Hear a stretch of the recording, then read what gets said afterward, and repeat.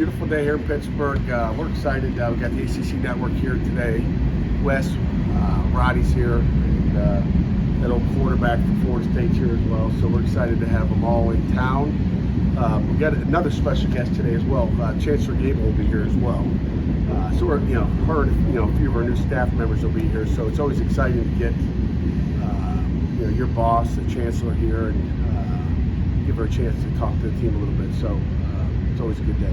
Questions? Yeah, at this point in camp, you kind of know which true freshmen are standing out and have a chance to play. Who are some of those guys? Good question. I just mentioned to EJ this morning when we had the time. I don't know if today's the day, but looking on offense, looking at true freshmen. Malachi Thomas, who I don't know if you guys have even met yet. Young tight end, has done an outstanding job so far, picking up stuff. He's tough. He's physical. I think he's going to be a special football player for us. Trying to think of anybody else on offense. That's a guy that stands out to me that's going to get some time. If he continues to progress, and it's a big if. See what happens when we go to Acrisure this Sunday. Other guys on the offense, true freshmen. That's what I would say there. I think Sincere will be a guy just because of what he did in the spring. He's a guy that can get that done. Francis Brew is another young guy that can get in and get some playing time. Jashir Whittington, same thing. A guy that shows spurts out there. We got to get the individual to transfer over to the team periods. And then in the back end, young guys, I would say that's about it. Linebacker, I tell you what, Cam Lindsey's done a nice job as well. It's Davin Wheaton at the linebacker spot. There's Francis right there getting excited. But now I would say Davin and Cam Lindsey are other guys that are going to get on the field somehow, some way. Some of the defensive guys yesterday talked about the amount of blitzes on Saturday and how you had to actually dial it back a little bit. How come you had to do that? Who said that? Kyle did. Yeah. Kyle did, yeah. Well, I think we're usually about a 33% blitz team, and that's about what we were in the scrimmage. Somewhere between 30 and 34% is probably pretty much what we do, and I would say that's about what we were. So I don't know if maybe they're just talking spank or whatever, but I think that it's about normal. If you're going to dial it up to 50%, you wouldn't tell us about it, right? I think that's too much. Like I said, all my Michigan State days, it was somewhere between 30 and 34%.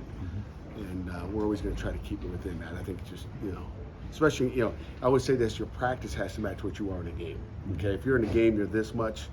And if you're between, again, I don't ever, look at my practices, but you're somewhere between 30 and 34% is what I would guess. You want to practice the same thing. You can't practice at 50 because you're taken away from your base, if that makes any sense at all. So we try to keep it pretty much, within those numbers. What do you like about, what do you know about these new ACC teams coming in, and what about the extra travel it's going to put onto your team? Yeah, we got to travel to Dallas this year. I think one time a year we're going to have to take a trip, which is okay. That's not unusual. I'm sure it's going to be at a different time than maybe we're used to. I've taken trips out west and, gotten back at 6 o'clock in the morning. Okay, arrived back here on campus, finished the fourth quarter at 1:30 or 2 o'clock in the morning, which is something you can't practice. We're not going to practice at 2 o'clock in the morning. So, again, we watched a lot of tape on Stanford and Cal, and just to see in SMU, of course. And again, we're familiar with SMU's, at least their offense from his Miami days. So,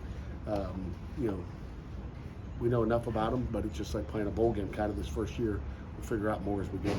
Yeah, last week we talked about the wide receivers. You brought up Konate, and I think Poppy. Has anyone else kind of jumped out at you lately?